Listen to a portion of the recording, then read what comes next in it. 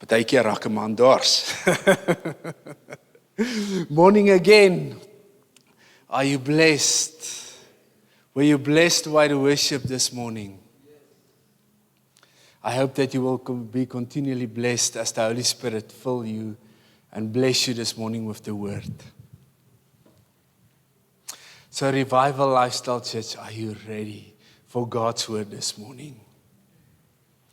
The title of this message is, The Holy Spirit Came on All Who Heard This Message. It's more than a mouthful. This is a very long title. I think this is my longest title ever. The Holy Spirit came on all who heard this message.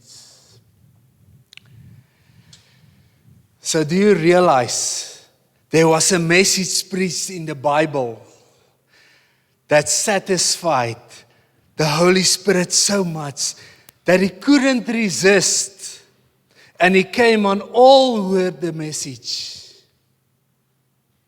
There was a message preached in this Bible of ours that the Holy Spirit was so satisfied, and he just came in. He filled the people. All people was filled. Do you want to know what that message was? Is there anybody who wants to know? At least Carla wants to know. I see someone else. Okay, all of you, I believe, wants to know. So yes. So to know that message, you'll just have to wait a little bit. We'll go a little bit at a time. So today's message is not like a drive-through, grab and go. It's not going to be like a pit stop. But you know, pit stop these days in Formula 1 takes 2.5 seconds. So it's definitely not going to be that. It's going to be one of those messages. You're going to have to sit back, relax, be filled with the Spirit of God. And then you'll get it. At some point, you'll just see what it is. For me to carry on this morning, I just need to remind you of last week's sermon, the power of Psalm 51. Can I just see some hands who've been here last week? Because I haven't been here, and I'm glad to be here. But I'm so glad you were here. The Holy Spirit came on all who heard this specific message. So let's dig into the Word of God. So if you haven't been in church last week Sunday, it was a great message. You can even find it on YouTube. You just type in Revival Lifestyle Church and search for the message, the power of Psalm 51. And you will be greatly blessed. You can say the power of Psalm 51. You can read the repentant prayer of David. Or you can also say the power of repentance. And you will still be correct because it's all in the same thing. What happened in Psalm 51. I want to tell you that last week's message blessed me. It made me see things in a different light. I used to see something one way, but after I listened to this message and I listened to it again, I realized that repentance is needed. And repentance is powerful. I want to tell you that sin separates us from God. But repentance draws us back. That's why Pastor Andre said, repent quickly. In Afrikaans, bekeer. Bekeer julle. As jy iets verkeerd gedoen het, bekeer julle.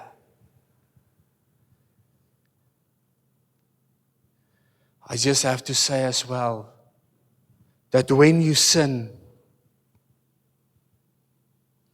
God does not move away. He does not move away from you. We move away. That's why God hates sin so much. He doesn't hate you. Because sins take us away from the Lord. And I'll show it to you. Can you still remember the first sin that was committed in the Bible? The very first sin. Does anybody know what happened? You'll learn of it in grade 0. Grade R. Huh? Any hints? Adam and Eve. Adam and Eve. So what happened with Adam and Eve when they committed the sin? They went and hid. So what fruit did they eat? Was it the apple? Okay. So yeah, you read your Bible, very clever. Nobody knows. Very clever. I'm just checking if you're awake. But let's go to Genesis 3 from verse 8. What did God do when Adam and Eve sinned? Let's just see. And they heard the sound of the Lord God waiting in the garden in the cool of the day.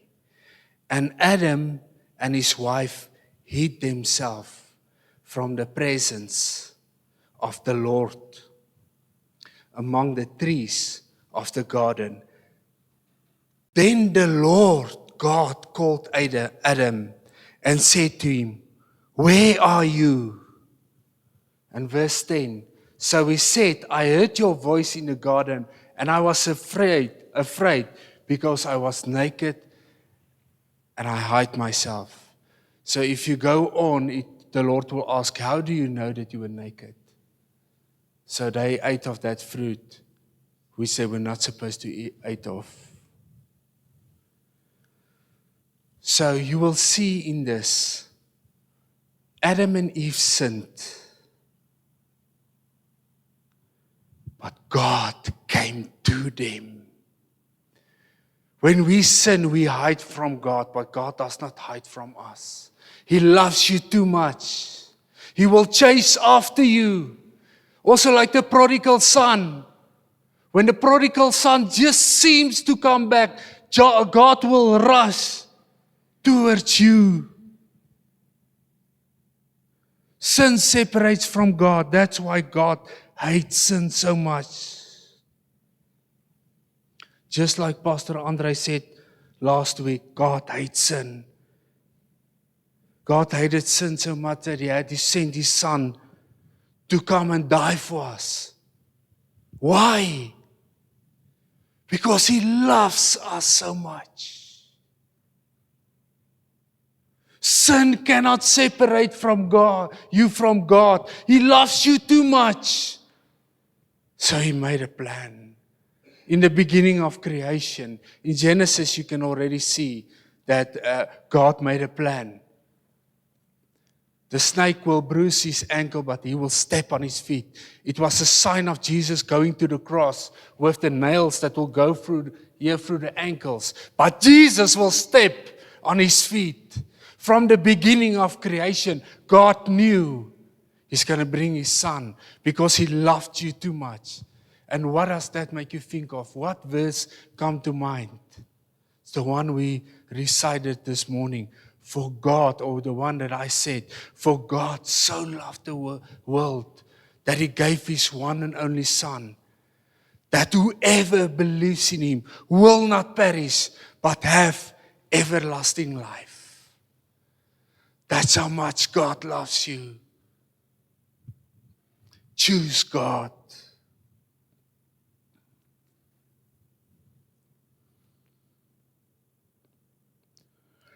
So last week, towards the end of Pastor Andre's message, he quoted Acts 2, verse 38, where Peter addressed Israel who sinned, telling them the way out. And he said in Acts 2, verse 38, Peter said to them, "Repent And let every one of you be baptized in the name of Jesus Christ for the remissions of sin. And you shall receive the gift of the Holy Spirit. Repentance is so important. Repent and be baptized and you will receive the gift of the Holy Spirit. Repentance in Greek is the word metanoia. Renew your mind. Also change your ways. Change your ways and be baptized. And the Holy Spirit will come on you. I'm telling you, in the days that we are living in, we cannot move without the Holy Spirit. We need the Holy Spirit to guide us, to protect us, to show us the way, to show us right from wrong, the way that we should take. In last week, I did something. I went somewhere, and you know you can buy things on Facebook. And this is one of those things that's almost too good to be true. And when I went, I felt, no, man, this is right. Let me go. Lord, protect me if this is wrong. But I went. But when I was at a place where I was supposed to meet and buy this thing, there was a feeling in here. They say the Holy Spirit is indwelling here in your gut. There was a feeling, something told me, just go. If you don't go now, you're going to be in great trouble. Just go. I already arrived at a place at Lanseria, and I felt I needed to leave now, or else there's going to be trouble. And I felt like something running in my stomach here. The Holy Spirit warning me. Let me tell you, when the Holy Spirit speaks to you, sometimes there will be these troubled waters when you have to take decisions, and then you know the decision you're about to take is wrong. When you have this peace, it is right. There was a lot of troubled waters, and I drove off and I came back to Rustenburg. And that person called me and said, "Where are you?"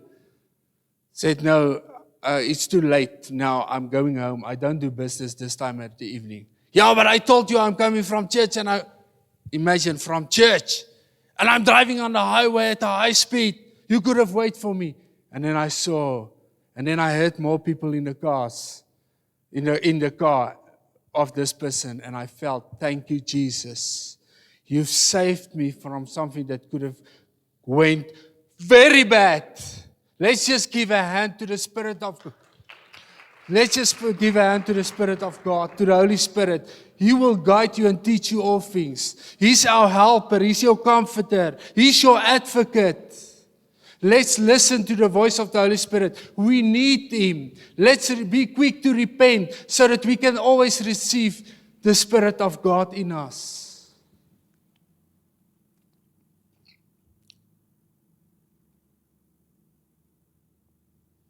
Let's be quick to repent.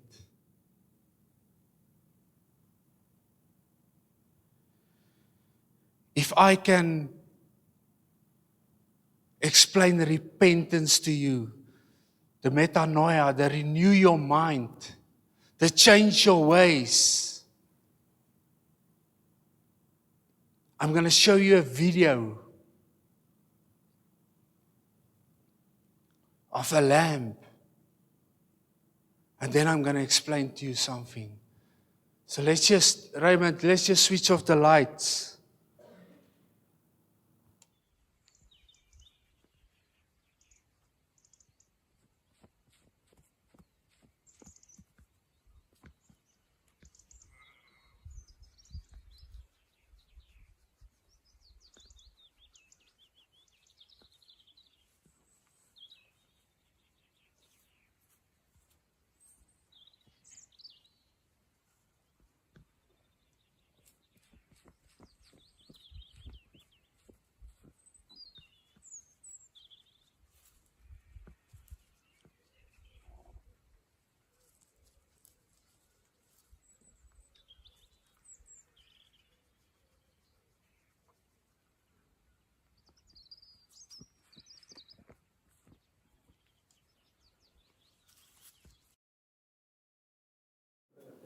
Thank you, Raymond.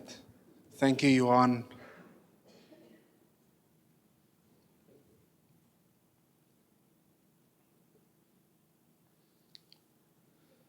So during the Passover, you can read about it in Deuteronomy 16 from 1 verse 7.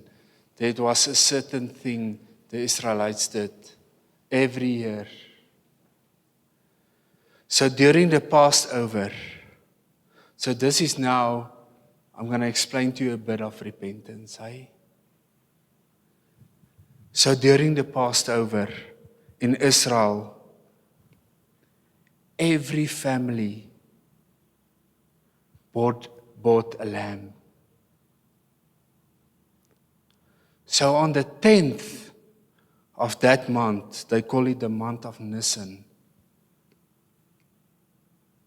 each family picked up a lamb up to 1 year old.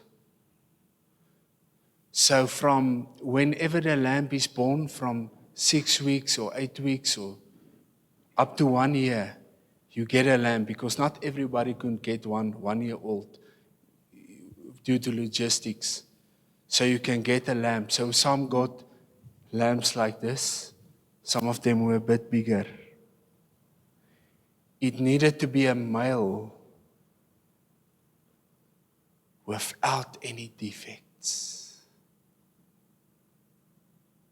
What does that remind you of? A lamb without any defects. The family kept the lamb for 4 days. Remember, there was a time when Jesus, the Lamb of God, he was also kept aside and being questioned. So the family in Israel kept this lamb. They did it each and every year. They kept the lamb for 4 days with the whole family and with the kids. So can you imagine now? That cute little lamb running around with the kids. Meh, meh, meh. Just wanted to play, have fun, want some milk.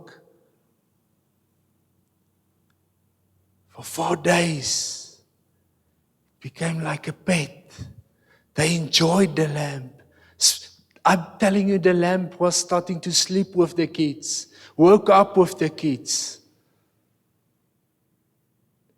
Daai lammetjie het hulle geskaap, jong, hy wou speel. But then on the 4th day,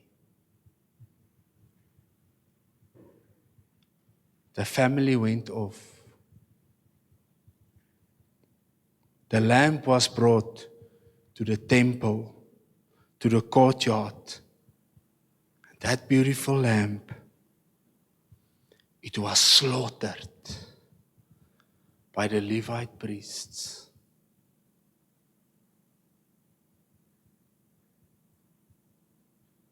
The blood was flowing.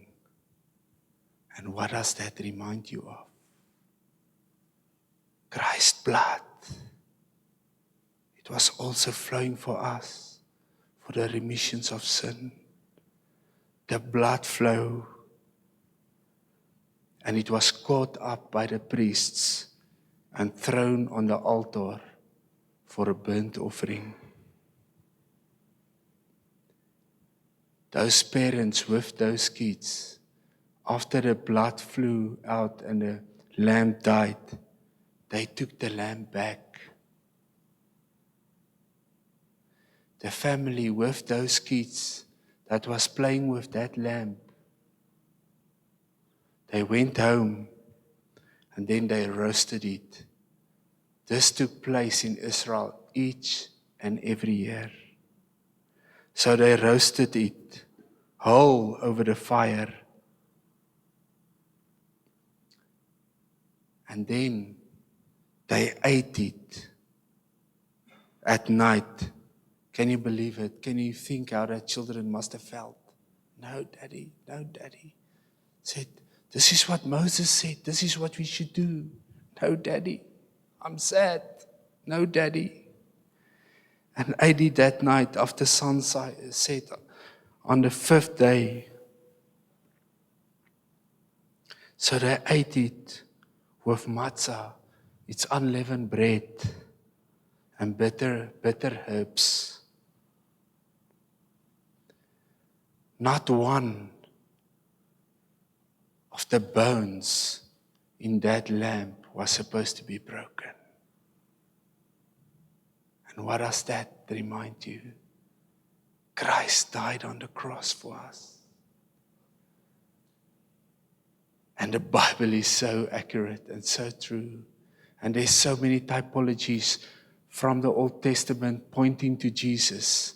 Not even one bone was broken of Jesus on the cross. And with the lamb, not even one bone was supposed to be broken.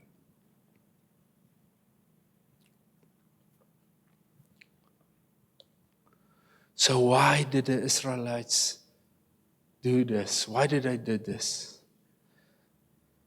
The Israelites did this very act in remembrance of their deliverance from Egypt. Remember, the first sacrifice was also slaughtering a lamb and put it on the door, put the blood in hyssop, which you heard of last week, and put the blood on the doorpost so that you can be protected. And then when the devourer comes, your family will be protected. The firstborn son will survive. And thereafter, God took them out of slavery. So that was the first time. And thereafter, they first did it in tabernacles. And then later when the temple was built, they did this annually, every time. And I want to tell you, deliverance for the Israelites, can you see it came with a price? And they needed to remember. God wanted them to remember that deliverance comes with a price. Deliverance sometimes, it hurt, but they remembered.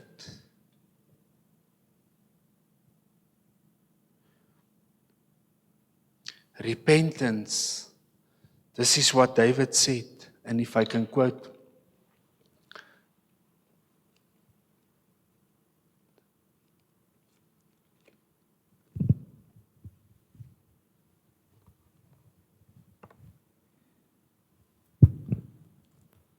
So this is what Pastor was preaching on last week, Psalm 51. A prayer of repentance by David when he went off with Bathsheba. And I'm not going to read the whole psalm, but just to repeat, maybe I think Pastor also mentioned it last week Sunday regarding repentance. And David said, "For you do not desire sacrifice, or else I would give it. You do not delight even in the burnt offerings like what they did, but a broken and contrite heart. Verse 17, the sacrifice of God are a broken spirit, a broken and contrite heart. These, O God, you will not despise."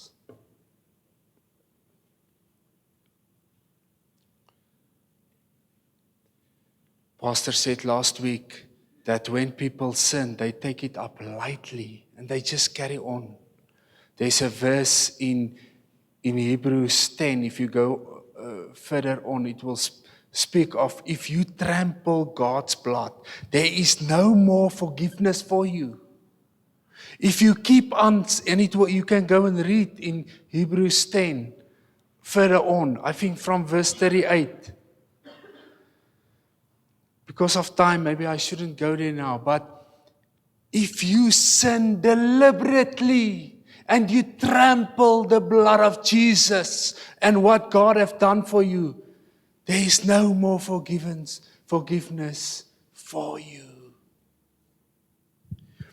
Do you see why it is so important to come to the Lord and repent?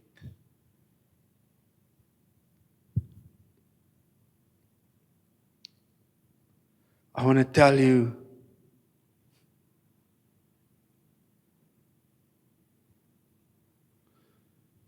those children must have told their parents in Israel in those years, Daddy, we don't want to go to Jerusalem again.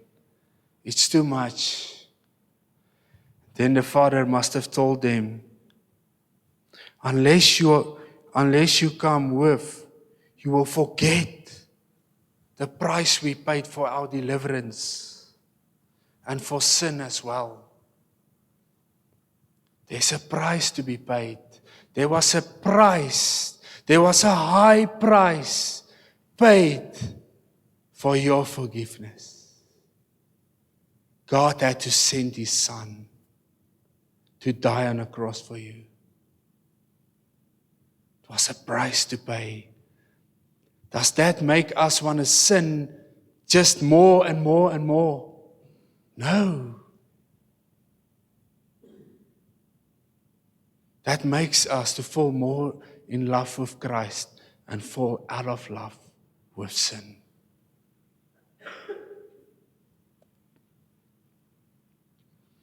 I want to tell you, it was a sad night in those years in Jerusalem.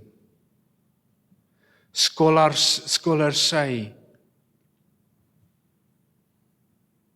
up to 250,000 families, 250,000 families took a dead lamb home to remember their deliverance. I want to tell you, deliverance came with a price. This event makes me think of a scripture, Psalm 30 verse 5, about God.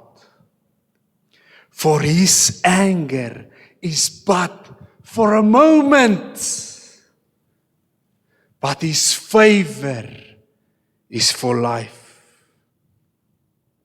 Weeping may endure for the night, but joy comes in the morning. Those children were weeping that night. But there's something that God will do.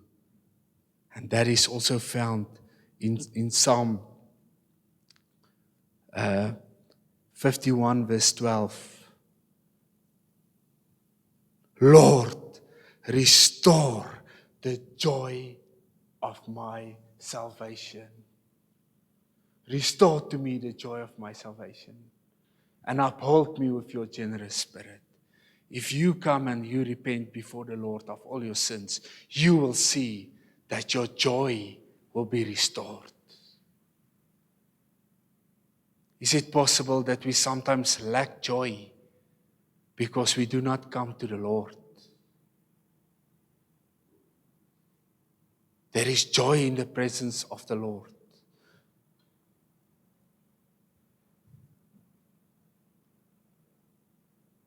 But I want to tell you, our lamb is not dead.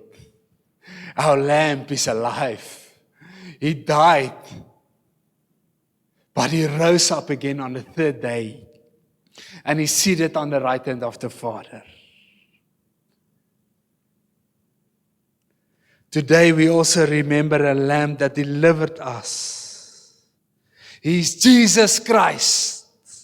In Colossians 1 verse 15, In the New King James Version,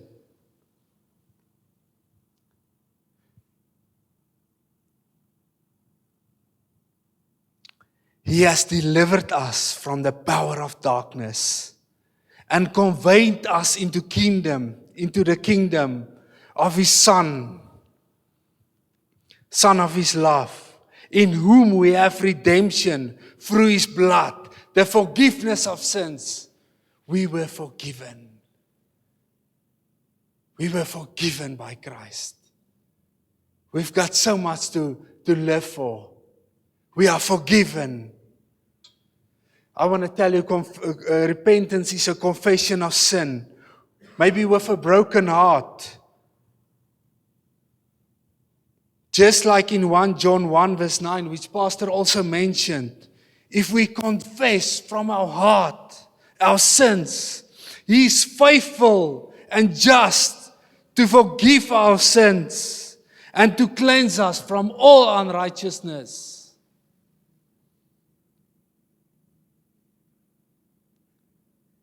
Everyone who call upon the name of the Lord will be saved. There's people all around the world that would say, if I can only be saved by the name of Christ, does that mean that I can sin as much as I like? I have a ticket to heaven.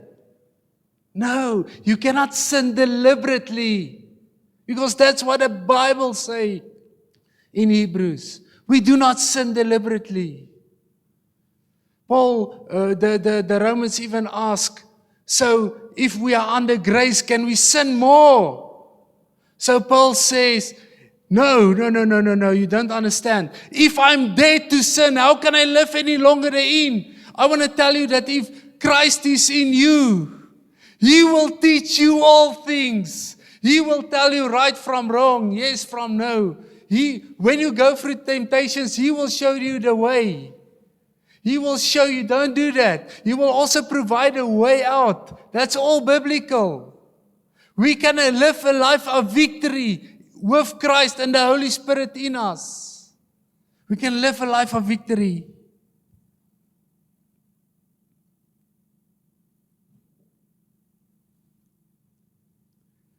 So the message title this morning, if you can go back, the Holy Spirit come on all who heard the message. What was the message preached that was so profound that the Holy Spirit came on all who heard it? Let's check.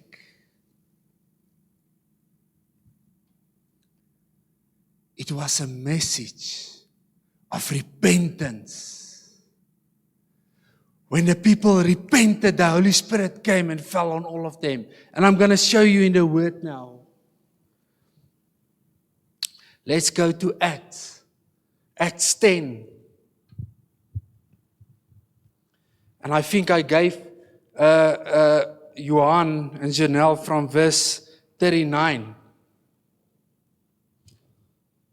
Let me take this Bible.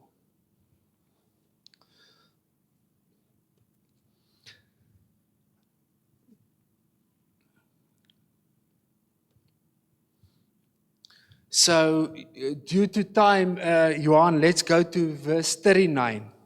Or verse, do you have it from verse 39? We are witnesses of everything He did in the country of the Jews, of Jerusalem. They killed Him. Who did they kill? You will see in the scripture, Jesus, né? They killed Him by hanging Him on a tree, on the cross. This is now Peter preaching to the Israelites. They killed Him by hanging Him on a tree. But God raised Him from the dead on the third day and caused Him to be seen. He was not seen by all people, but by witnesses whom God has already chosen.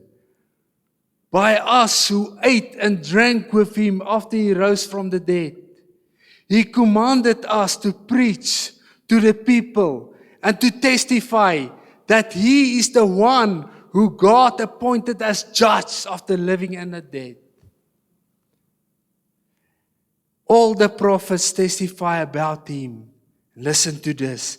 That everyone who believes in him receives forgiveness of sins through his name.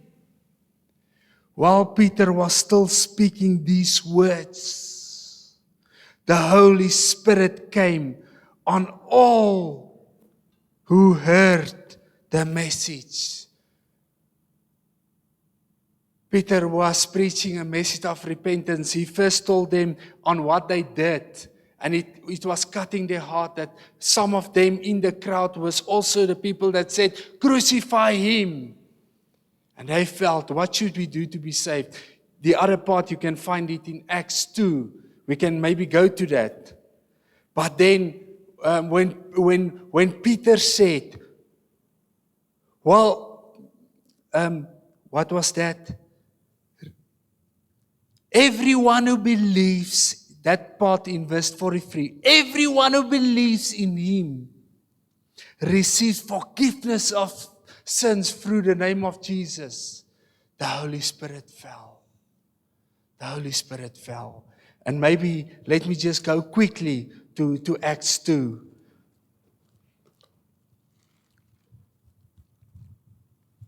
Oh this Bible is falling apart.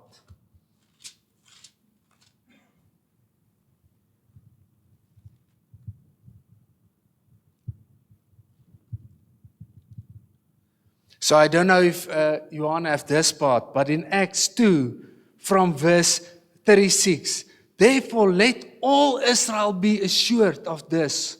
God has made Jesus, whom you crucified, both Lord and Christ.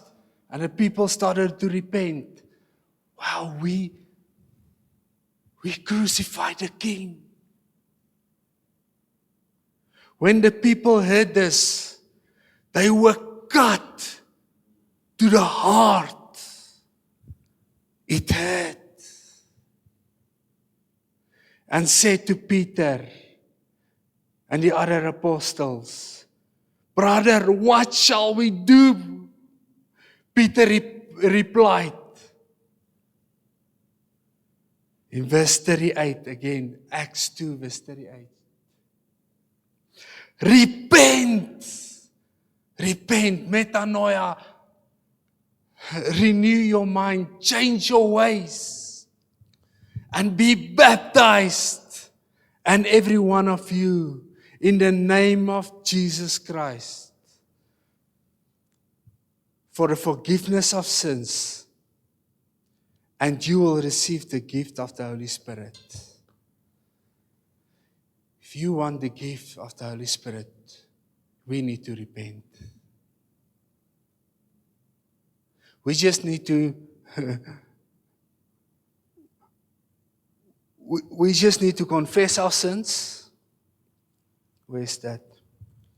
Like in 1 John 1:9, which pastor was preaching, if we confess our sins, God is just and He will remove it from us and cleanse us from all unrighteousness. We just confess our sins with a broken heart. 1 John 1:9. If we confess our sins, He is faithful and just to forgive us of all our sins and cleanse us of all unrighteousness. And I'm telling you, the Holy Spirit will fill you. The Holy Spirit will fill you. In the times we live in, we need the Holy Spirit. We need to be filled. And you can ask the Lord every day, in all situations when you wake up, Lord Jesus, fill me. Do you see the importance of repentance? We need to repent. We need to change our ways so that God can fill us. I want to close off with this. I woke up with this morning. This scripture was just in my heart this morning. In Psalms 34, verse 18,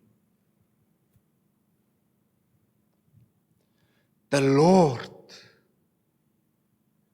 is close to the brokenhearted and save those who are crushed in spirit. I want to ask you, do you enjoy if we sometimes miss it and we sin or whatever, or something like that? We don't enjoy it. We are crushed in spirit. But I want to tell you, the Lord is close. He will never be withdrawn from you. It's us who withdraw from the Lord.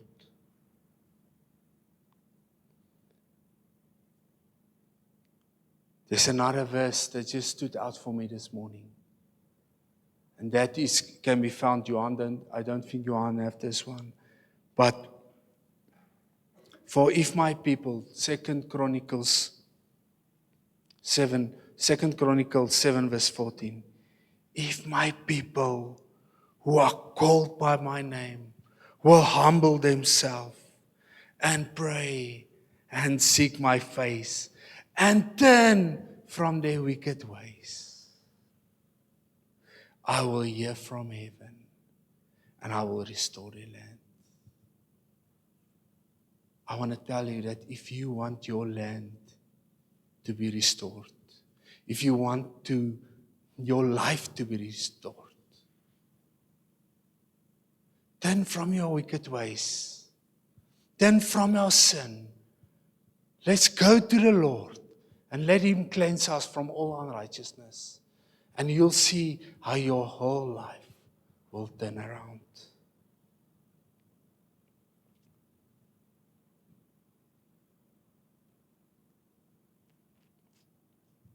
The Lord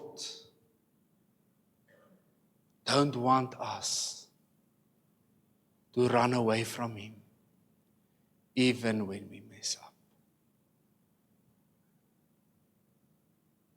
The Lord wants us to turn to Him. He's our Savior. And we all need a Savior. And I'm going to close with this verse.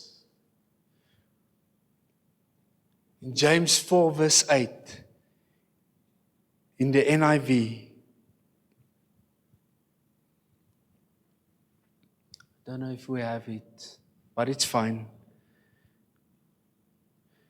Come near to God, and He will come near to you.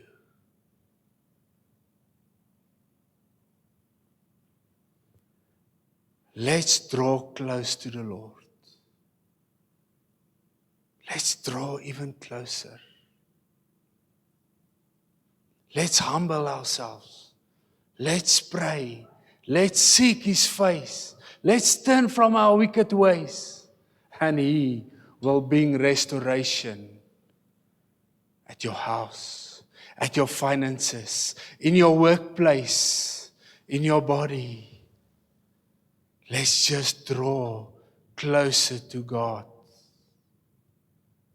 I love the story of the prodigal son. When we just draw closer, when we just move closer to God, He runs towards us.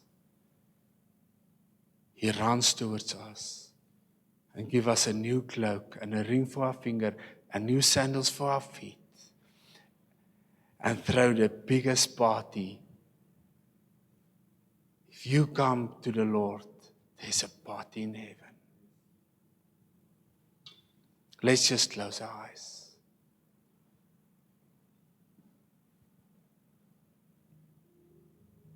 Father God, we cannot go without your Holy Spirit. Lord, when David wrote the prayer of repentance in Psalm 51, Lord, he also mentioned, do not cast your Holy Spirit away from me. David said this when he was sinning, Lord, with Bathsheba. Lord, we also want to ask you, do not cast your Spirit away from us. Lord, help us to repent quickly, Lord. And as we saw in Acts 2 and in Acts 10, in the preaching in Cornelius' house, Lord, the Holy Spirit came rushing in. When we repent with a sincere heart, Lord.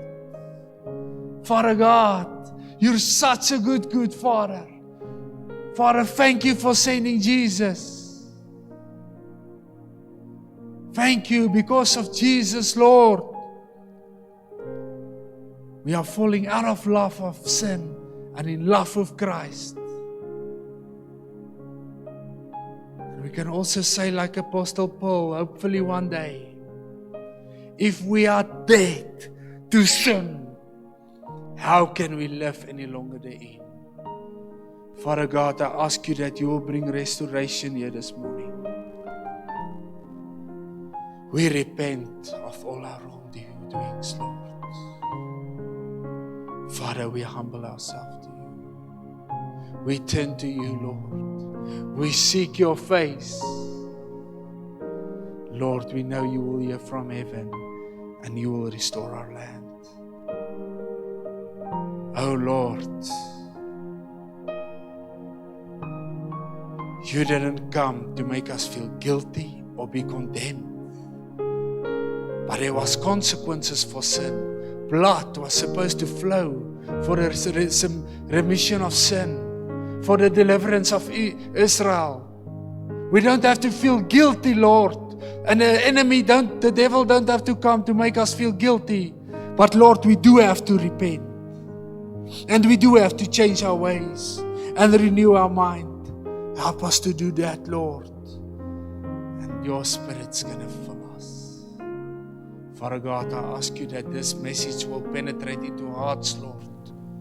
And we will change this city, Rustenburg. Father God, when this message was preached in Acts 2, the people received the message and 3,000 got saved. Lord, I'm just going to end off like I always say. The gospel is actually so simple. For God so loved the world, He gave His one and only Son. Whoever believes in Him will not perish, but have everlasting life. And God did not come to condemn the world, but to save the world. Thank you, Lord. You're our Savior. Amen. I hope you got something out of this message this morning.